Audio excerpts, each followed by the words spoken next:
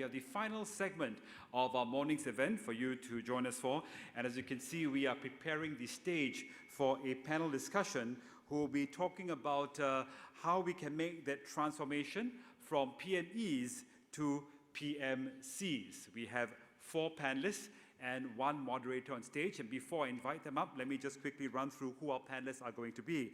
We have the Secretary, a Deputy CEO of Corporate Employment and Employability Institute, E2I, Mr. Gary Goh, Vice President, Strategies and Development, Association of Small and Medium Enterprises, Mr. Ang Yuit, Partner, Decision Processes International Singapore, Mr. David Wilkins, and Executive Director, Freshening Industries Private Limited, Mr. Jonathan Poon.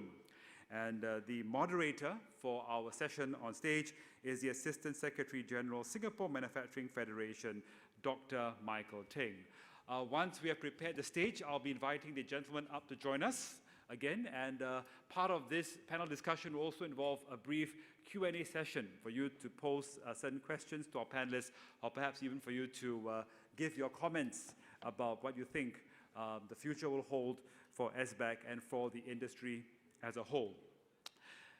Well, we more or less have got everything already on stage, so let me first of all invite our gentlemen to join us. Mr. Gary Goh, Secretary, Deputy CEO, Corporate Employment and Employability Institute, E2I. Mr. Goh, please. Vice President, Strategies and Development, Association of Small and Medium Enterprises, Mr. Ang Yuit. Mr. Ang. Partner, Decision Processes International Singapore, Mr. David Wilkins. And Executive Director, Freshening Industries Private Limited, Mr. Jonathan Poon. And to moderate the panel, the Assistant Secretary General of the SMF, Dr. Michael Teng. Well, as I mentioned earlier, Dr. Teng will moderate the panel discussion. He will then open the floor for some questions and comments from you. So I hand the time over to you now, Dr. Teng, please. Thank you. Good morning, distinguished guests, fellow PMCs, and ladies and gentlemen. We are glad that many of you still stay back. Now, I want to set some ground rules as consultants. I think we are very disciplined people. By the way, I'm PMC too. So, the rule number 1 is that I'm going to start the session to comment, since there's a privilege with being a chairman. So I start, and then later on, I'll ask my fellow panel speakers to comment on specific questions that were asked. Then the second part of the panel session, I'll open up to the floor. Okay? Now, I know there are many PMCs among us, and you have a lot of differing opinions and different routes of doing things. So I hope there's no violent objection to these routes that I'm taking. Yeah? Do I see any violent objection? Okay, then I'll start. Now, I thought the theme is fairly relevant, particularly after we heard all the distinguished speakers talking about how the PMEs, by the way, is professional management executives, can become a PMC, practicing management consultants. Now, just share a couple of minutes the route I've taken, this journey that I've taken. And this is my personal opinion. Now, first, I'd like to start by saying this, that the Singapore management is recognized globally. Okay? At a young age of age 32, I was already made a CEO of a multinational company. Okay? Now, I'm not trying to say this to impress you, but many of my contemporaries too, okay, went up to top positions very quickly. Okay? And we are seeing also many multinational companies today setting up regional offices here, headquarters here, and setting up Singapore-based managers overseas to cover Asia Pacific. Now, what's happening in the global market is this, global marketplace, is that we are seeing a massive delayering of middle management, which includes PMEs. Right? This has been happening because companies want to save costs, so they are removing, okay, especially the bigger companies, a lot of middle management, and quite a number of our PMEs are displaced. By the way, I'm commenting too, because I'm currently the president of 2 university alumni. And there are quite a number of my members who are displaced. They are PMEs. And that's why I'm very excited about this scheme, because personally for me, what happened was, I also went through a period of a job transition. And thanks to PMC, where I got my PMC, it allows me to continue earning a living. Okay? And that's why I'm grateful to SPAC and PMC. So when asked me to chair the panel, I could not decline, I could not say no.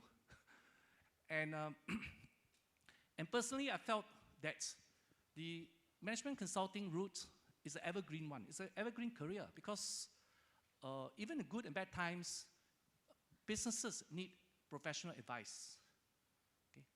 And also, it is one particular career whereby, you have less hair and whiter hair, your value goes up, proposition, because clients want your experience and age. Okay, not many jobs have that, huh? Okay, where you get less hair or whiter hair, getting older, you are no more in demand. But not true in this particular profession. And I'm excited because also right now Singapore SMEs needs transformation, and that's why it calls for a lot of outside expertise. And that's where I felt personally that it's very relevant for PMC and aspect in particular to certify, to govern, these management consultants here or practicing consultancy in Singapore. Okay, and I'm a firm believer that the PMC will be a multiplier for the economy here in Singapore, both in terms of creating jobs for our PMEs who are kind of displaced, or even experienced managers who wants to have a second career, and also for our economy in Singapore. So I thought to set this tempo in notes, and then I'll move on to ask the first speaker. Okay, on my left, he's Gary, Deputy CEO of E2I. Now, my question to Gary is this. This is my personal experience, as I alluded to earlier.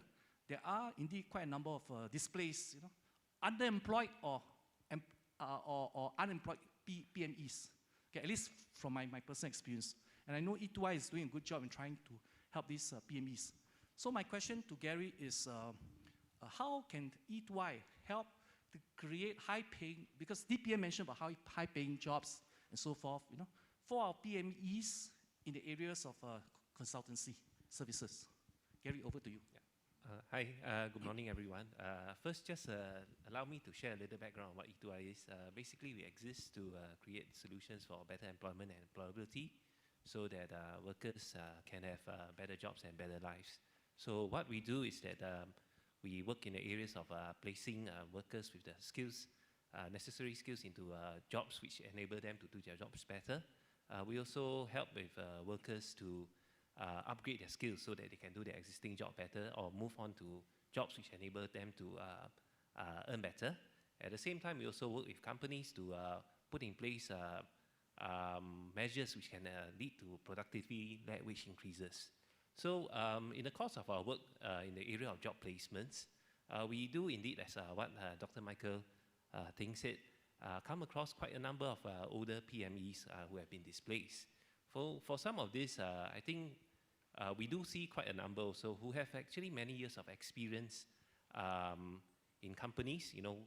Over the years they have gained this experience, and I think that personally, I think that for these PMEs, they would already have some content knowledge, and what's probably needed is for them to go through some courses like what Isabella shared earlier to help them embark on the path to become a PMC.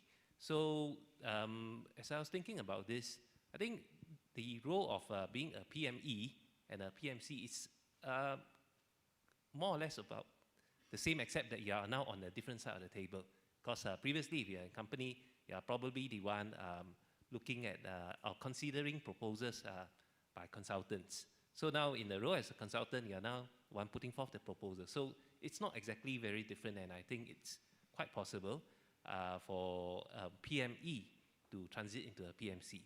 And at the same time, I think the other area of work that we do, which may be relevant also, is that, as I mentioned earlier, we work with companies to put in place measures which lead to productivity-led wage increases. And in the course of our work with the company, sometimes we come across companies who share with us that they say that we want to improve their productivity, but we do not know how to go about doing so.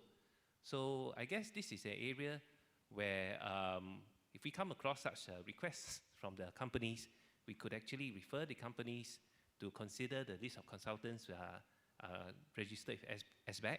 And I think through this, we can create a win-win situation where the companies find consultants who can recommend suitable solutions to ease their productivity bottlenecks.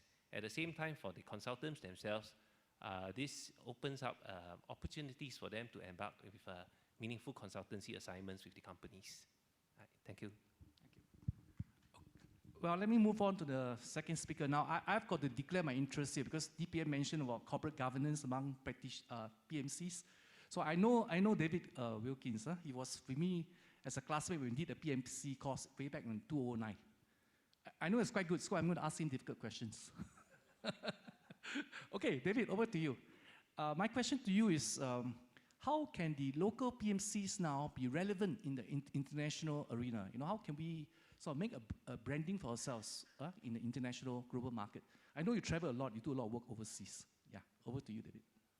Yeah, so I do travel a lot, and before I answer your question, I know now why I'm on the panel. Because I saw that slide from Isabella that said infusing East and West. And if anyone was infusing East and West, I think it's me, to the extent that I refer to myself as an Angmorian, which is a new phrase I created to describe myself.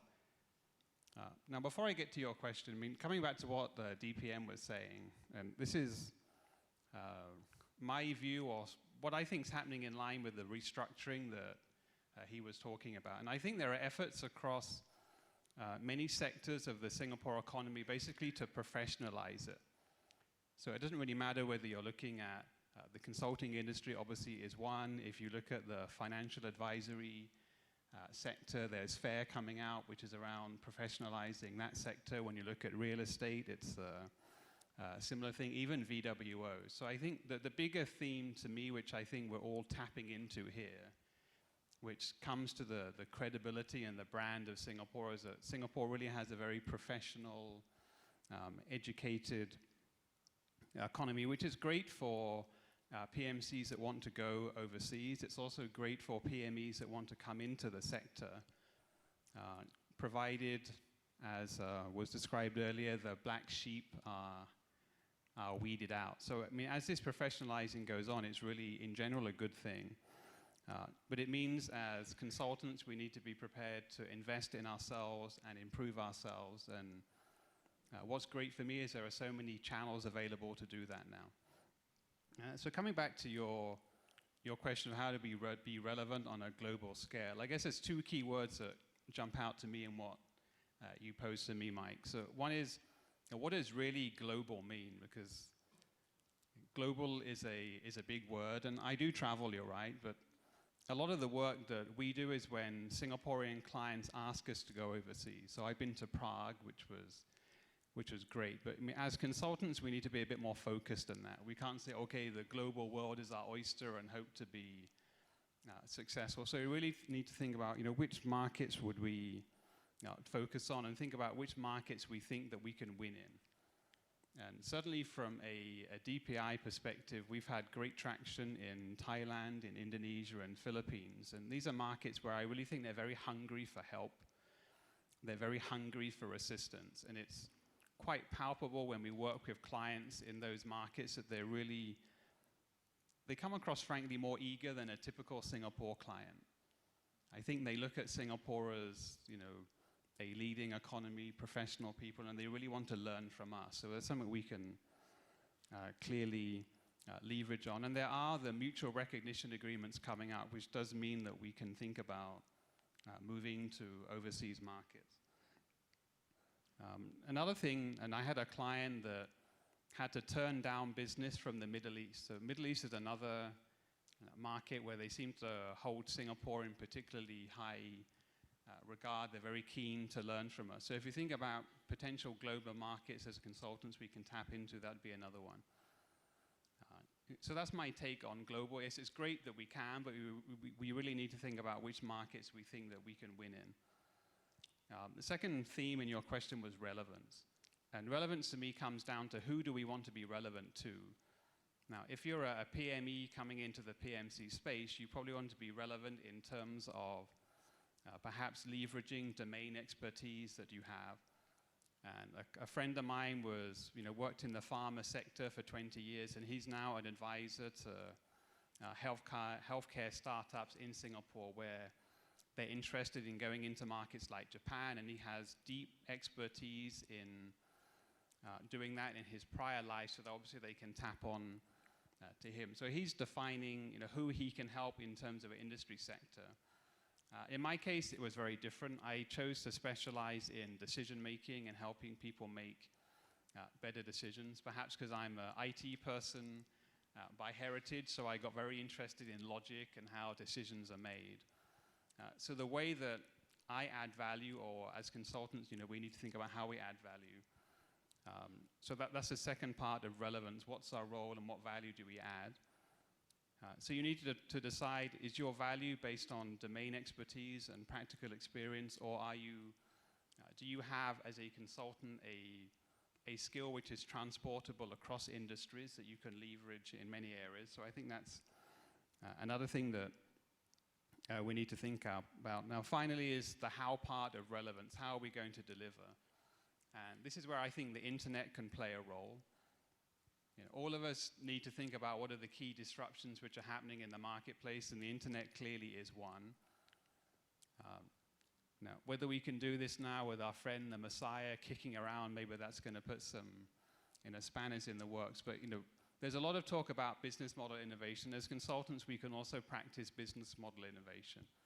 So can we use the internet to do consulting delivery? Does it need to be face-to-face? Can we penetrate new markets by using internet technology? I think that's another area that we need to think about as we think about expanding globally. So if I wrap up, to me there's a few key themes. So one is this whole professionalization, which means that we either need to shape up or shake out.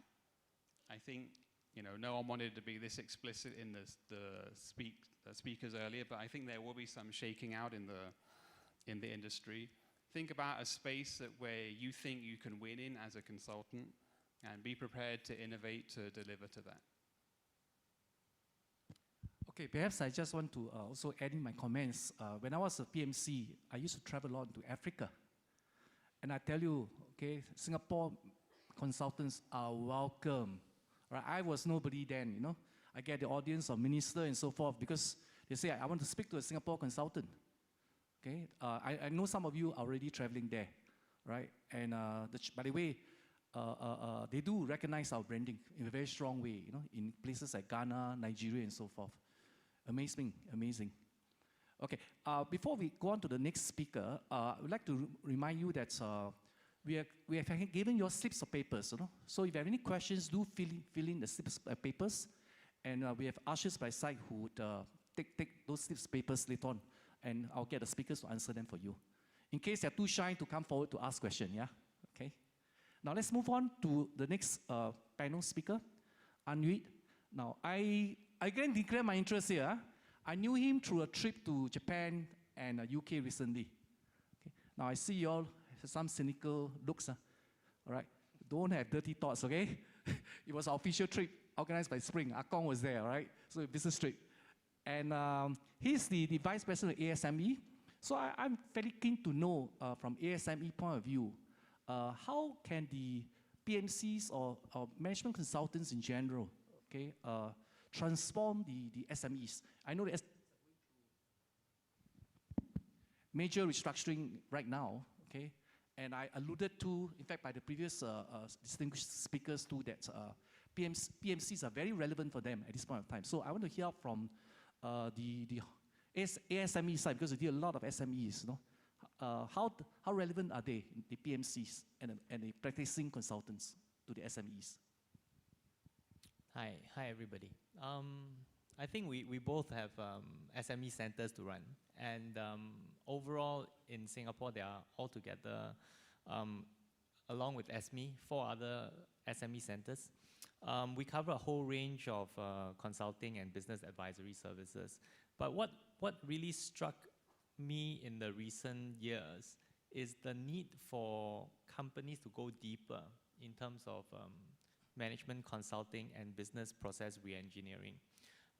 SME centers have always been involved in advising business and matching government initiatives together with business needs. And in the recent trip that I had together with Michael, what really impressed upon me is the fact that there's a lot more depth that we can go into. Now, the current direction that we're adopting in terms of covering and assisting SMEs are really in the right direction. And it's starting to have impact, in my opinion. But what we really need to go further is to go deeper. And it's through working collaboratively with consultants and PMCs that we can go deeper. And through that would then small and medium enterprise be able to create even greater value. Just a very simple example that we looked at in Japan. We have companies that actually match senior people, middle management from large enterprises to come in and consult small and medium enterprises, and so bring about a change over a course of about a year. And this is what I see that we can do over here by pulling what Michael said, displaced middle management from larger enterprise, but taking that know-how that they've had from larger enterprises and bringing it into small and medium enterprises and transforming them and bringing together higher quality work is the direction that I think, from our perspective, we can really deliver value. And through this, by working together with SME centers and the breadth and reach to all the various SMEs, I think we can really bring about a improvement in the overall growth of the economy in Singapore. Thank you. Now, over to last and not the least speaker, Jonathan. Now, he's actually engaged PMC, so we'd like to hear from him. What's his personal experience? How does it really help his company? Over to you, Jonathan. Okay, first, you have nothing to declare about our interest, right? No, I don't know you. Okay, thank you for the invitation. I'm Jonathan from Freshening. What we do is basically wet wipes that you use in hospitals and restaurants, as well as some retail brands. So I think in terms of PMCs, the company actually benefit a lot, meaning that they give us very measurable tools to help us look at our growth chart. Because many a times as SME, we always have a tagline that you try your best. And personally, I do not accept that kind of answer. I say, what is best? So I think PMCs really can come in and tell us that, look, the inflation rate is this, the GDP is this, and you should be growing at that kind of rate. So in short, I think they give us a very measurable tool to look at our growth chart. And on this note, I would like to thank also E2I and Spring and IE that we actually embarked on quite a few projects that help us through a consultant to achieve higher growth as well. I think over the last 4 years, we have embarked on many projects, including 5S, Brand Pack. Also, currently we're doing the ISO 22000, 28000, and as well as, what else? MBCM as well. So all these actually put us in position for further growth. Just yesterday, I was talking to my head of department. I said, look, our company only have 30,000 square feet. Does it mean we can't grow any further?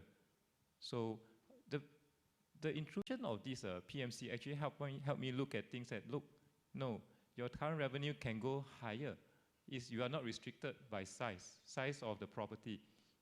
Your boundary actually much more than that. This is what the rest of the listed company is doing. And you can reach a higher growth. And their job here is to help us look at how the rest of the company is growing and how we can grow the same path as well. So I think that the role of the PMC is really critical for the company growth because there's so much resources we have, and they actually bring in the new dimension for us. All right, now having heard from all the panel speakers, I'm going to hand over the next part of the forum discussion over to you in the audience.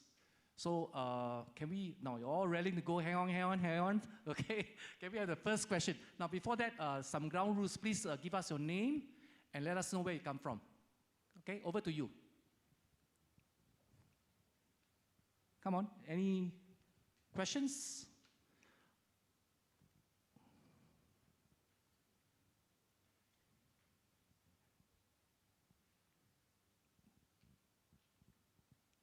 All right, there's one behind, yes.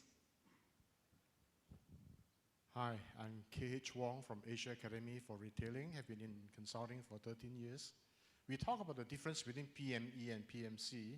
May suggest that actually the major difference is as a PME, you have executive power, but as a PMC, you have no executive power. May I hear the views of the panelists? Thank you. Okay, maybe I have David to answer that because he's converted from PME to PMC. I mean, clearly the roles are different. I mean, the skills are the same, I think, as a PME, or but you are working as an employee in an organization. That would be my interpretation of it. And there are pros and cons of being on the inside. As a consultant, you're engaged from the outside to advise through domain expertise or provide process know-how in the case of a firm like DPI. So it's true, as a consultant, you don't have executive power. You are not there to tell people what to do. I don't think the role of a consultant is to do that. But the implication of that, if you are a PME who wants to become a PMC, is there are new skill sets that you need to develop. You need to be able to engage your clients. You need to be able to persuade them. You need to uncover what their needs are. You need to ask the right questions and frame things in a way that they can understand, such that, yes, the decision-making power rests with the organization, but you are adding value to them in making those decisions. Because my take of business really is it's all about decision-making. We succeed when we make and implement great decisions. We are less successful when the decisions we take are suboptimal. So decision-making should always rest with the client, but as a PMC, we play a role in helping them think through those decisions. We play a role in provoking and cajoling and influencing them in a professional manner. Okay, I'm one of example of PME to PMC, and let me just share my experience. I used to be a CEO, and all of a sudden now I became a consultant sitting on the other side of the fence. And one of the things I learned, okay, was that I lost my temper with the client. I said, well, it's so silly, can't you do it, you know? And I forgot I was not the CEO. but the client did not fire me, right? I was lucky, right? Okay, I got carried away and I apologized to him. But the beautiful thing about being a PMC or consultant from the other side of the coin is that you can tell the emperor that he's naked. As a corporate employee, I can't. It's not easy to tell your boss, hey boss, the company is in big trouble, you know, we got a lot of problems, right? You'll be fired, you know. Whereas as a consultant, you can, because the most you lose a contract. And the fact of the matter is that from my experiences of dealing with many companies, right, most of the CEOs and whatnot, they accept it because they employ you to tell them what are the issues on the ground. And it makes the PMC very relevant today. Because a lot of times, when it's left to the organization, okay, the staff will never tell the bosses the bad news. And the whole thing kind of erupted, you know, without the boss knowing about it, right? So that's a very good role of a PMC. And the other thing I like to comment is that from being a corporate man to become an entrepreneur, that itself is a big change. Huh? Because as a corporate man, every month you get a salary. Whereas as an entrepreneur, you worry every month, okay, where the payroll is coming from, you know, to pay your staff, yourself, and so forth. And it calls for a lot of marketing skills. Okay, in fact, I spend fairly a bit of time on marketing itself, okay, to outreach to customers, clients, and so forth. And these are skill sets that many of the PMEs have to learn because they may be very good in their respective fields, but they do not know how to sell themselves and market themselves to the clients. Okay, so I hope we answered the question that gentleman asked. Okay, thank you. Can we have some more questions? Come on, keep it rolling.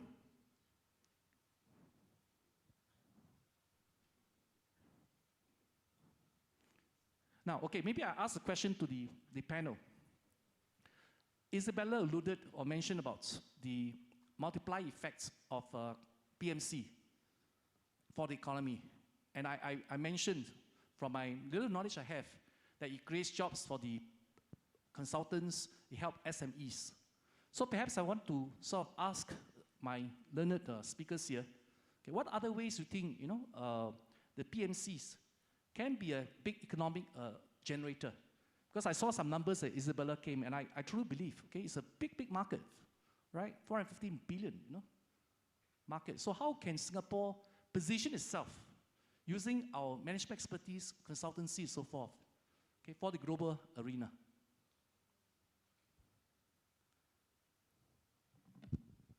I'll just, you know, do my quick response to that.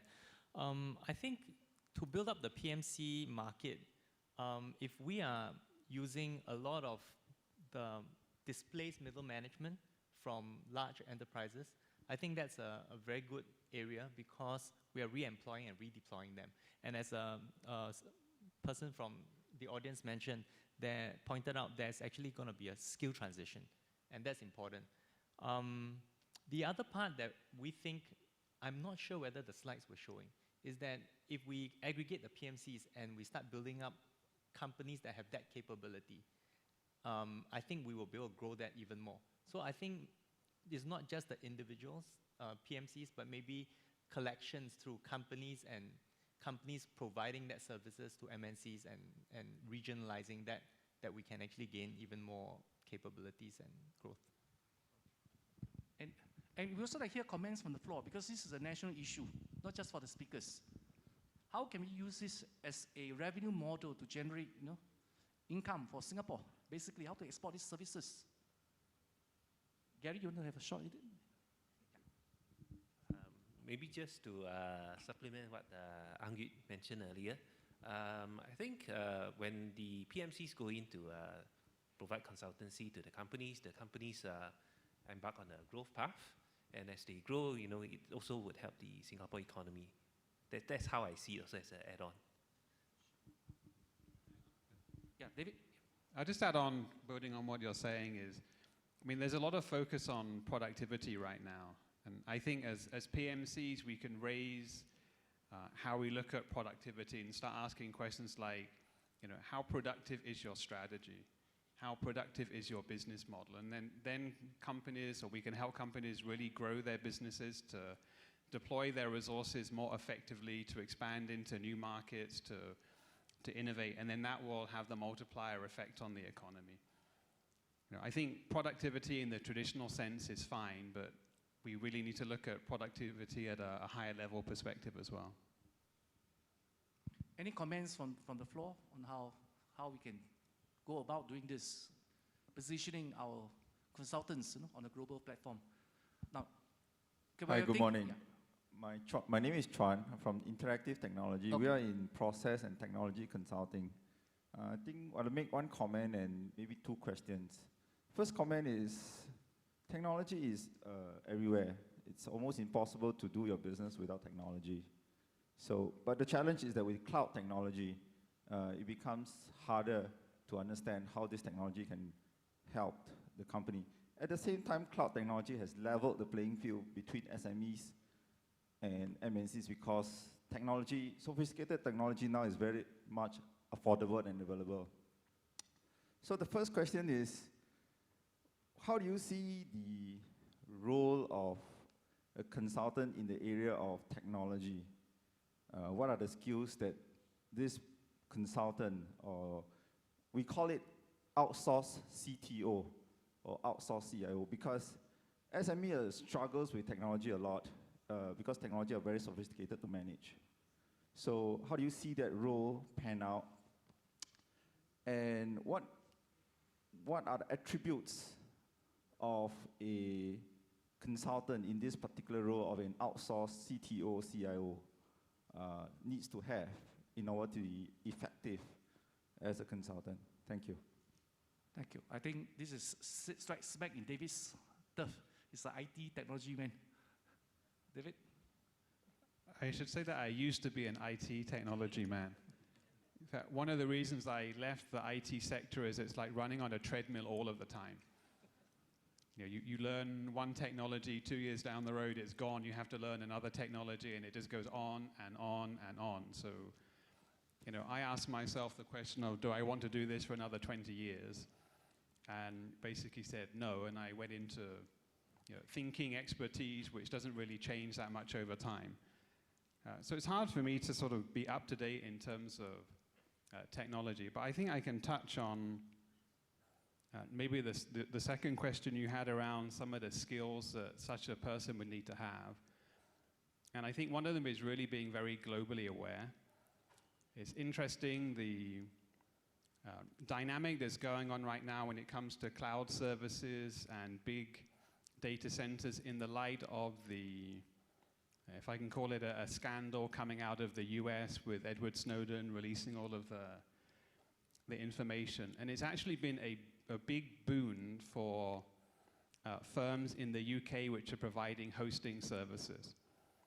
Because a lot of clients are going, hang on a minute, I don't want to have my data being hosted in a place where foreign surveillance can easily get hold of it. So there's that element of being globally aware and understanding what the data privacy is, who can get hold of it, I think would be a key skill that anyone in that sector would need to have. And that could also be a positive thing for Singapore. So Singapore is trying to be a Switzerland in terms of the financial side of things. Maybe we can also be a Switzerland when it comes to data hosting and make sure that we host data in a way that these pesky foreign agencies can't get hold of it. But beyond that, I'm really not up to date enough in the realms of technology to give a current answer, I don't think. Yeah, and I think you're IT Yeah, man too, right? I'd like to add a little. The pace of technology, I think we've been around for a while, some of us, right? And technology will always continue evolving and it will always be moving and it always moves fast. And it's, I think, only going to get faster. What I would like to caution most of us, and especially consultants, is this. The pace of technology nowadays is so fast and there's so many types of technologies out there. I mean, cloud is just a very broad name for many other little segments and facets that is become, in my view, that potentially it's become distracting. So as consultants, I think we have to make sure that the companies that we work with and advise still get the facts and basics right. Because nowadays, some companies, especially the SMEs, without the ability to manage that amount of data, they end up chasing technologies rather than focusing on their core strategies and core business processes. So as consultants, matching what is the most core parts of a business survival needs, together with allowing technology to enable them, is pretty important. So I don't think we should be distracted too much by technologies. They have to serve a business purpose, and that's really important. Jonathan, you want to take, yeah. I think my take on this technology is one important thing is the lingo. My personal experience with a lot of IT consultants is that they speak with such lingo that nobody understands and expecting us as SME to understand. That's why whenever I sit down with any consultant, I say, look, no lingo. Please, everything, every single words, because don't expect all of us to understand what it is all about. So that's to me, that's take number one. Number two, I think as far as technology is concerned, I do have a lot of some of the advice to say that, hey, look, this technology is up and that technology is up. And my question to them is, yes, thanks, but in what way is it applicable to me? Don't tell me about new technology. Tell me how this technology is going to help me run the business better. I think this one thing that I often get that say, hey, look, this technology, this cloud technology is up. Then I say, so? And if you tell me that, Jonathan, tomorrow you can look at all the inventory, all the AR, all the APs online on the screen without paying extra, then I say, yeah, that's interesting. So I think the application part is more important than the technology itself. This is a take from an SME perspective. All right. Yes. Hi, good afternoon. Yeah, my name is Candice. My area of specialty is in customer centricity approach to business practices. So I'm a PMC as well. Yeah. So I think for the last 5-10 minutes, there's been a lot of focus on IT technology. Where I'm from, I think technology is very much an enabler rather than the center of any strategy. So that brings me to my first question. I think Isabella's presentation earlier on about where she wants to expand on or focus on, I find that it's very system, IT, operations, process-centric. So I would like to suggest that perhaps, SBACC can look into some soft skills. For example, in the area of strategy development, helping companies to develop strategies, leadership training, coaching, customer experience management. This may be a bit less tangible, less measurable, but nonetheless, I think the impact is very strategic and it's a lot more long-term. And I think there was a question raised by the panel about how to increase the value of this PMC and this SBACC role in the community and beyond Singapore. I would like to suggest as a PMC that perhaps you can do one thing locally is more active bridging between the existing PMCs and also with the businesses. Because right now, as I'm feeling that it's very passive, because a lot is left to the SMEs to look out for their own consultants, online with the listing and all this. And then where the PMC is concerned, it's very much their own BD and so on. So perhaps I think you can do a lot more to activate your member space and also your consultant space other than recruitment. The other thing is perhaps to promote the identity of the value of SBACC overseas beyond the shores. Because a lot of the SMEs, over time, I believe they will expand overseas. So if you have this kind of endorsement and recognition overseas and beyond Singapore, it definitely can increase the value, push out the whole GDP and the whole works of things. As it is right now, I'm not doing very much Singapore-based job, but more MNCs in the region. So when they saw my card has this PMC logo, they actually was very curious, what is this? So when I explained to them, they actually liked that because Singapore is known to be excellent in a lot of things. So to have an additional endorsement from a government-related board, I think that in itself has some value. So moving forward as a PMC, I would really hope to see that SBACC or other relevant bodies and authority can consider in building best practices in every area that we are handling and to have thought leadership in some key areas so that we are known just not for consulting, but we are known to be best practice in certain area, that we have thought leadership in certain area. And Singapore being a very developed country, perhaps we want to look into the extent of customer excellence, not just IT excellence, operational excellence, but I think we want to be people excellence as well. So these are just some of my thoughts, contribution, and questions. Thank you. Thank you. You see what I mean? When the PMC gets warm up, many questions. Okay, maybe I just try to condense. Number of questions relates to aspect. So aspect, people get ready. I'm not trying to put you on a hot spot because now the speakers here can answer for you. I think the question relating to more soft skills, questions are relating to how you can aspect and add value in the overseas market, and some of the thought leadership practices process. I will take one of the questions. It gives me a chance to market SMF. That's how we breach, with the independent consultants and so forth. But over to aspect first. I see, sorry, Isabella, can you? Sorry, yeah. Okay, I think the first question concerning the customer focus and soft skills, if you notice, I know the slide was very busy and very fast.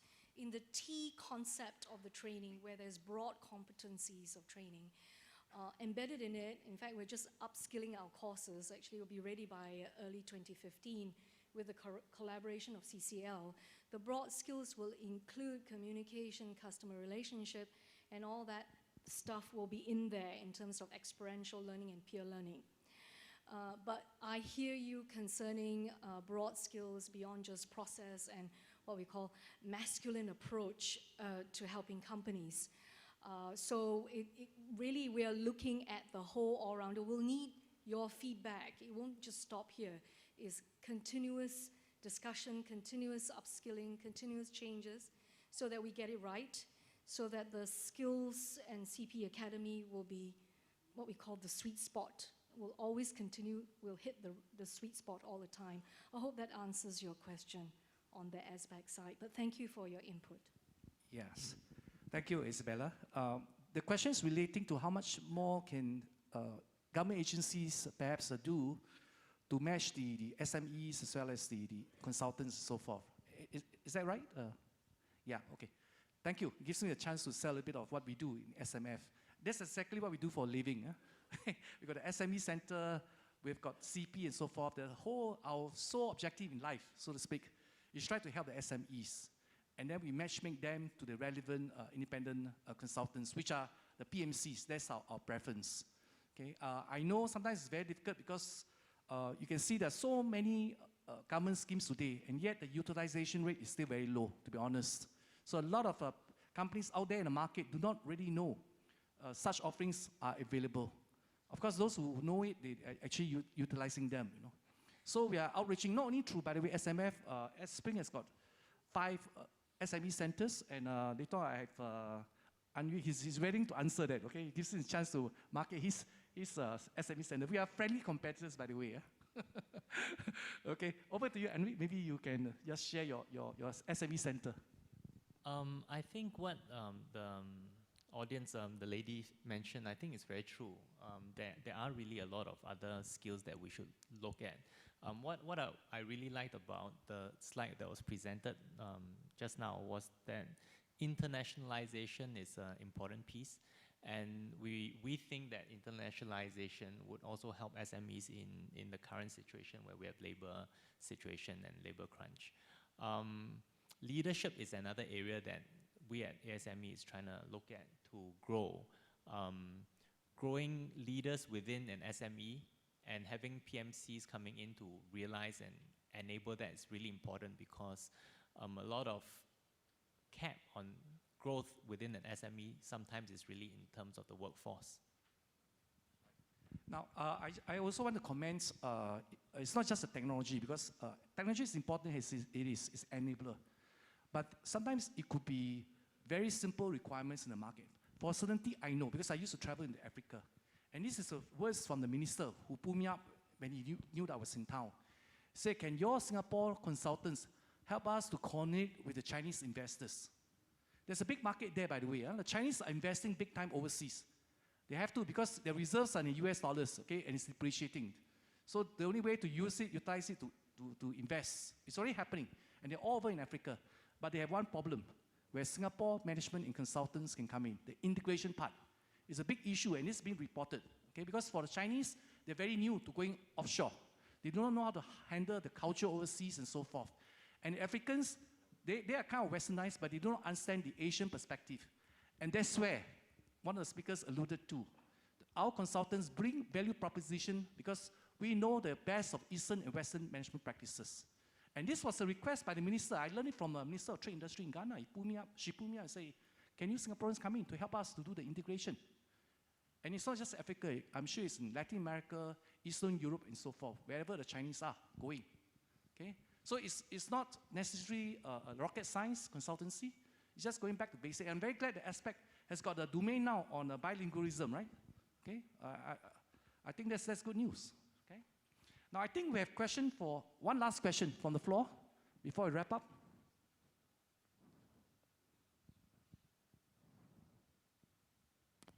Thank you. I'm Gloria Ng from the Institute of System Science at NUS. A question I have for you is, looking across all the PMCs today and trying to attain a $50 billion opportunity out there, individuals alone may not be able to achieve that easily. So aside from skills and competencies, probably some aspects of governance, standards, structure, in order for PMCs to go globally need to be in place so that you can actually be at par with the likes of PwC, Ernst & Young, etc. How can that actually be achieved? Because individuals going overseas will have to break new ground. And it's very difficult, I think, for individuals to do it alone. It's really more the collaboration or the aggregation model is the question. Okay, actually that question should be meant for DPM. But anyway, I'm sure there are some people here who can answer that. Do you want to hear from any of the government agencies and how our consultants, which are now operating, and I see the problem too, because when I was in the field, okay, it was difficult for me as a small company to take on big jobs, okay? And how can the government help in this way, perhaps? You know?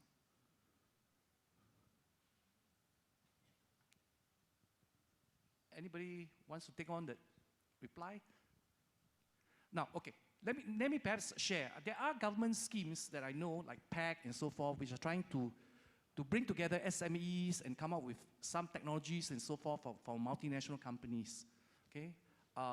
And I believe they understand that this collaborative effort is very critical.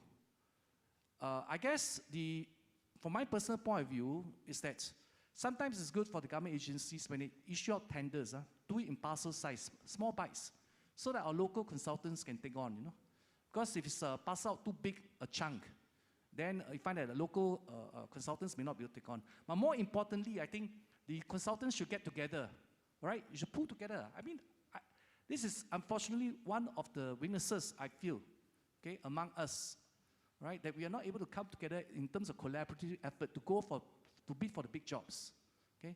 I mean, no government assistance can help you, okay? At the end of the day, it's the marketplace. Perhaps maybe I turn over to my speakers. What do you think? Yeah.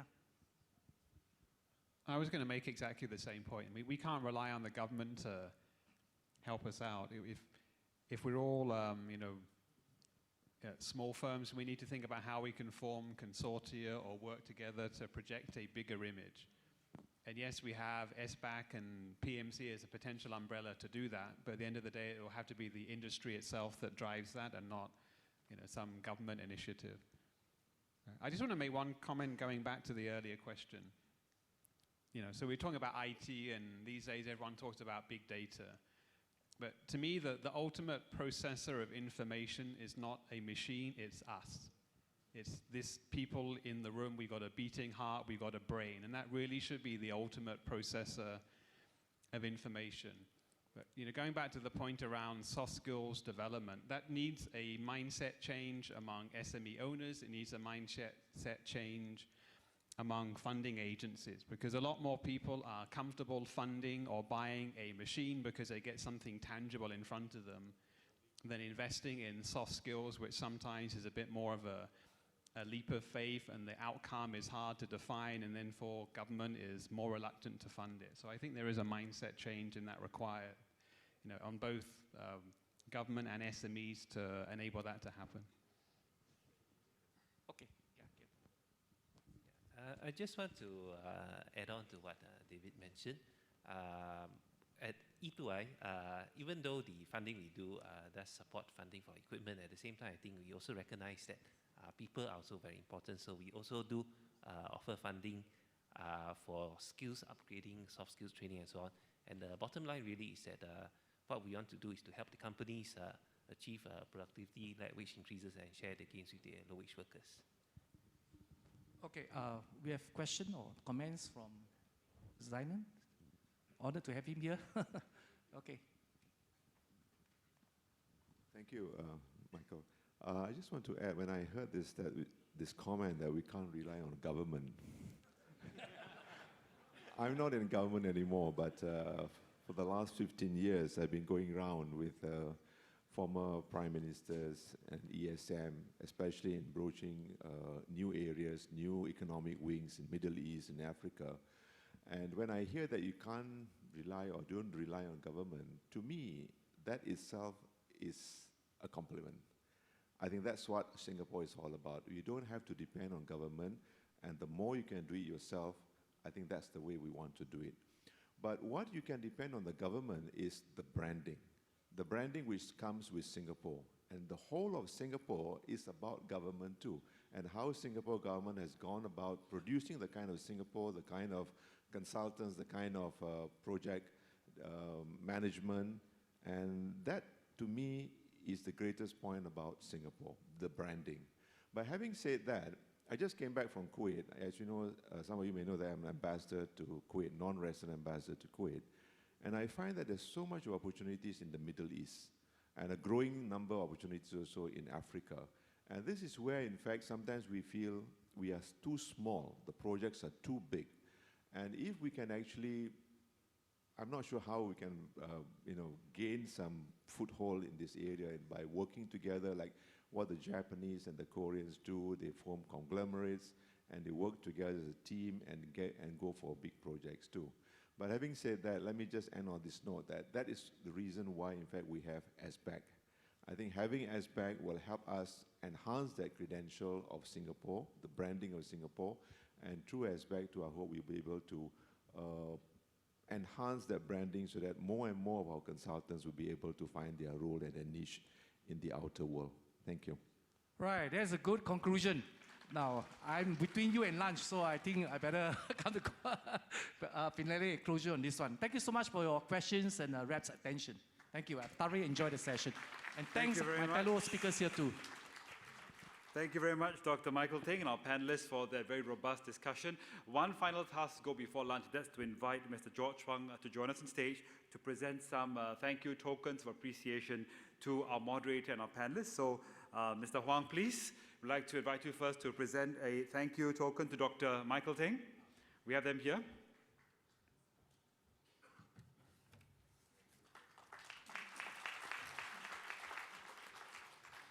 Next, Mr. Ang Yuit. Mr. Gary Goh. Mr. Jonathan Poon. And last but not least, Mr. David Wilkins. Thank you, Mr. Huang. Can we give us, our gentlemen, all another round of applause, please, ladies and gentlemen? And we have indeed come to the end of the official launch of the Singapore Business Advisors and Consultants Council. And of course, right now, it is our pleasure to invite you all to join us for a networking lunch just outside the ballroom. On behalf then of our organizer, the Singapore Business Advisors and Consultants Council, or SBAC, and supporting organizations, Singapore Workforce Development Agency and Spring Singapore, we certainly hope that you have enjoyed the program today. Thank you all once again for your support, and we wish you a great weekend ahead. Thank you.